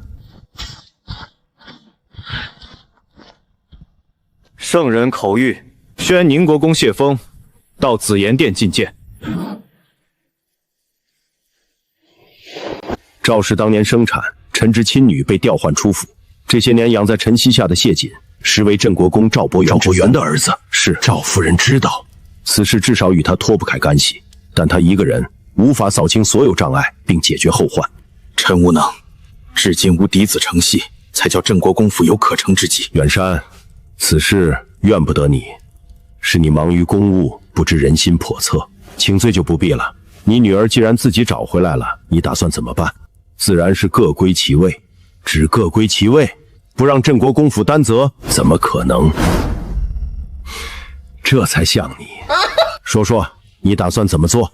朕给你摇旗呐喊，臣已命人算账。赵瑾在宁公国府这些年的花用，剔除昨晚抄回来的金银布匹、陈设古董纸砚书籍，剩下的叫镇国公府还。还有陈府上赠予御一应物品，不管是宫中所送，还是赵氏私下所赠，通通折银已成。对，理当如此，咱们万万不能吃这个大亏。朕今年出血时，是不是还赏过赵瑾一件舍离孙大氅？有，算上。是，赵瑾历年来从朕这里得到的赏赐，都是朕赏给你儿子的。他既不是你儿子，那就一样不少的还回来。穿过用过的，不能再给别人。叫镇国公府按价折成银子，给你女儿买料子做衣裳，谨遵圣意。宫里的要算，亲友同僚送给宁国公公子子的东西也得算。若不是宁国公府继承人，赵瑾凭什么得那些好处？陛下圣明。说完赵瑾，再说说你那个自己找回来的亲女儿。圣人没有见到，她与臣生得很像，和你像，是脾气秉性，却更像先父。党真，灵心慧性，不让须眉，也很会算账。哼，一个人单枪匹马来到京城，直捣黄龙，必然不是凡俗女子。年下放了假，你带进宫，叫朕瞧瞧。是。张玉，奴婢在。从内档取些金银、锦缎、首饰，再把前进上的那件海龙皮褂子找出来，一并给宁国公带回去，赏给刚找回家的女儿。奴婢遵旨。只是那件海龙皮褂子，陛下前儿还说要赏给宁国公，给他女儿也一样。臣待小女谢陛下恩典。世上多的是只敬衣衫不敬人。你女儿流落在外多年，你这个做爹的把架子给她撑起来，别叫人小看她。臣明白。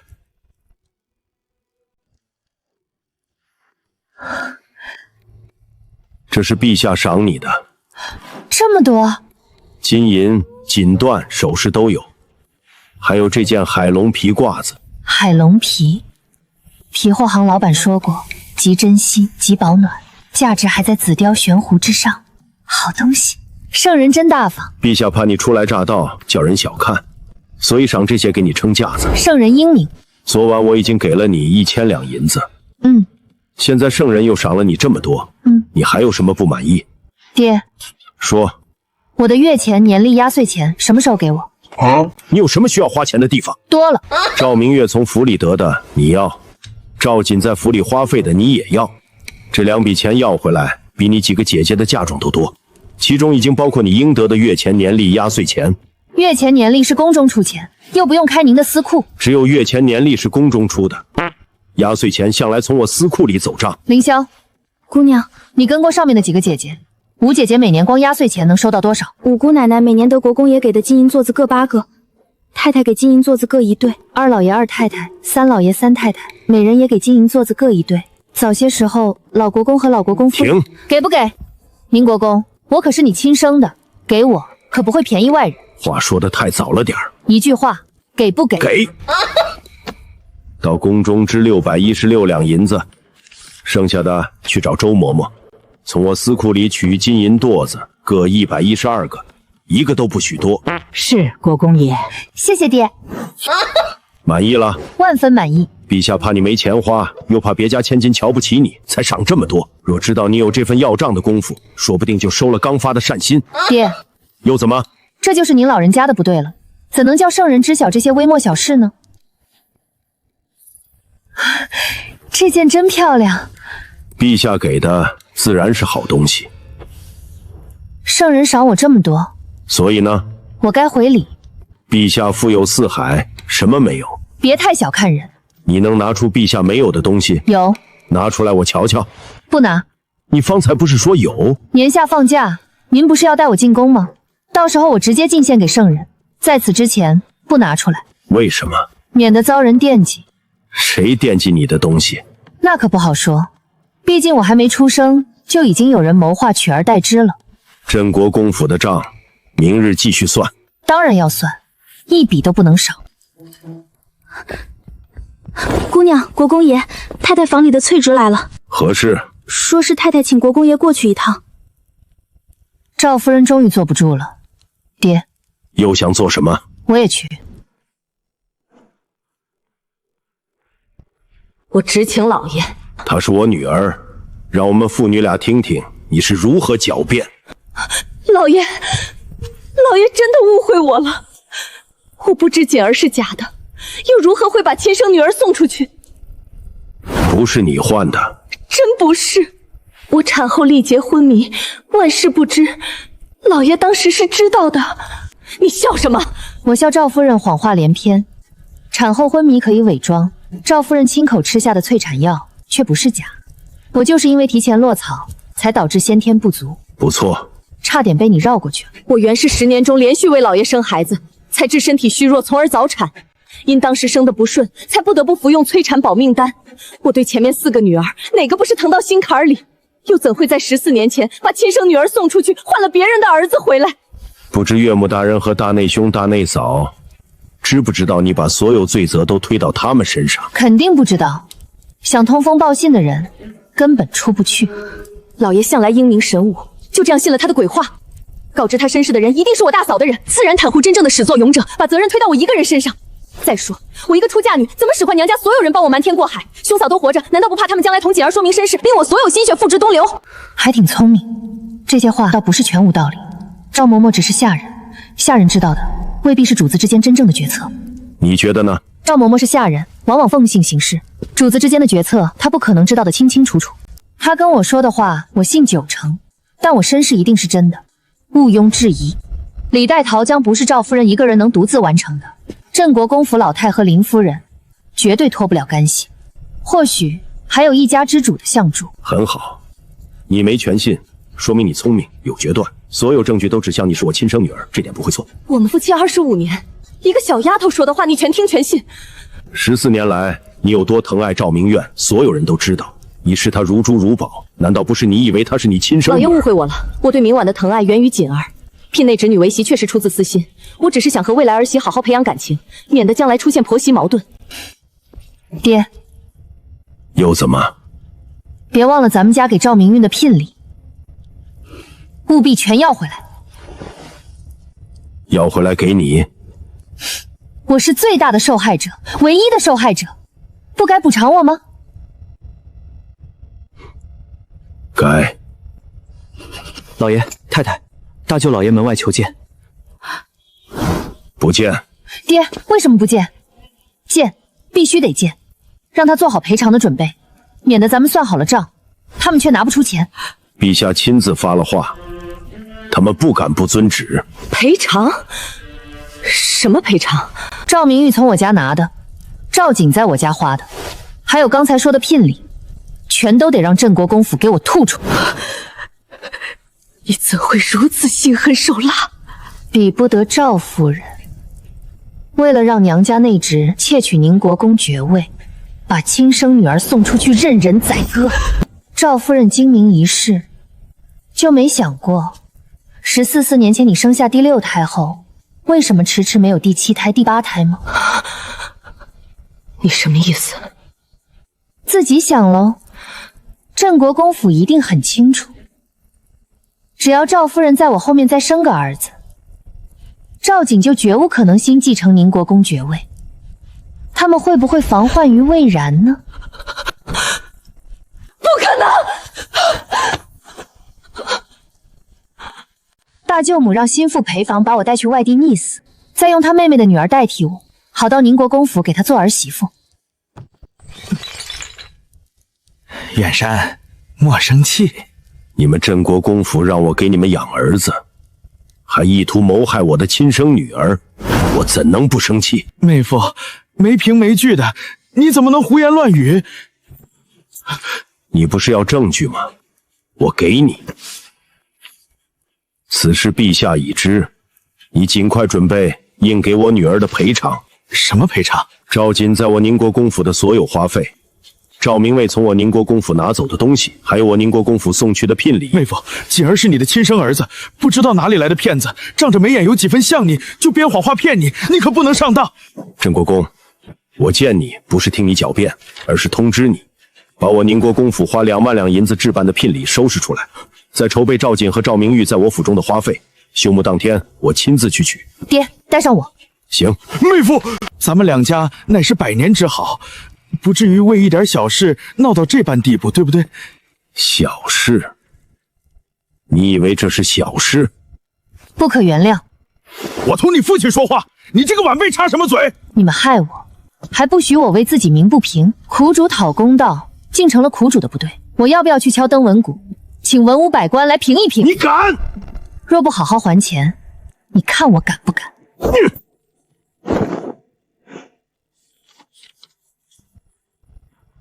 他们都不承认，怎么办？不需要他们承认。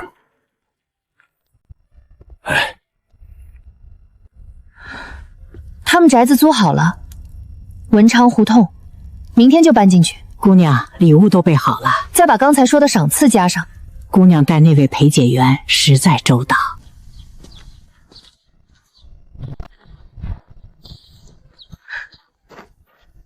裴公子，乔木应声，迁居大吉。多谢姑娘，里面请。谢姑娘，我们老爷一早就等在门口了。裴公子，这就是你的不对了。你身子弱，咳嗽刚好没多久，别又在寒风里复发。我穿得很厚实，没冻着。快进去吧，我想看看你们的新住处。每个月几两租金？月租4两，押一付一，先租半年。可惜我爹在京中任职，我不能在京中置产，否则一定买个大宅子低价租给你们。于姑娘而言，置产不过微末小事，无需挂怀。不说这个，裴公子，尝尝我特地给你带来的武夷茶。当今陛下赏了好几种茶叶，有2种不能随意送人，就给你带来一样。谢姑娘见到皇帝陛下了？没有，我爹说年下带我进宫面圣，现在是沾了我爹的光，得了很多赏。如此说来，姑娘在宁国公府如鱼得水。当然，没人欺负得了我。裴公子，我爹是宁国公，又是兵部尚书，还颇得圣宠。若京城中有人欺负你和清风，直接报上本姑娘的大名。多谢姑娘。姑娘的话我记下了，以后若有人讥讽我们老爷，我就告诉他，我们老爷是受姑娘庇护的人，已经不同往日了。有人欺负你们老爷？总有人说我们老爷身子弱，是英年早逝的命。清风，嘴碎的人不必理，要是气到面前，也不必忍。听姑娘的。你们老爷是哪里人？家里还有什么人？我们老爷今年18岁，松江府人士，老太爷老太太尚在，上面有2个哥哥和3个姐姐，早已嫁去。听着枝繁叶茂，像是一方大族。倒也算不上，就是寻常人家，以耕织读书为业。上面几代里最高只中过秀才，到老爷这一辈儿才出老爷这样的人才。解元之才可不能说是寻常人才。老爷3年前中了解元，偏又大病一场，没能进京赶考，可惜了。一半种稻米，一半种棉花，只是每年收益都归几位老爷均分，我们老爷分文不取。清风，我来拜见裴兄，有要事相商。我们老爷正在待客，请周老爷改日再来。莫非是哪一位王公府上的贵客？裴公子，不需要你出面。不知府上公是来自宁国公府，姓谢。那我不打扰裴兄了。你和刚才那位关系不好？不好，我不识周元慎既借举家之力读书进学，又嫌父母兄嫂丢人现眼，还屡次辱骂其妻，不当人看。忘恩负义之辈，裴公子万万不可与之深交。听姑娘的，家中兄长在我来京前私赠纹银30两，托我在京中买几件新鲜花样的首饰，带回去送给嫂嫂和侄女。我不懂此中门道。3日后不行，我要跟我爹去要债。你说说，至少几万两银子，我不亲自收到手里不放心。明日或后日呢？都行，最好后天，正好我也没有什么首饰。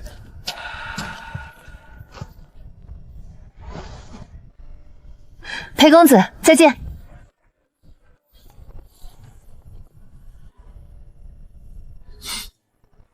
再见。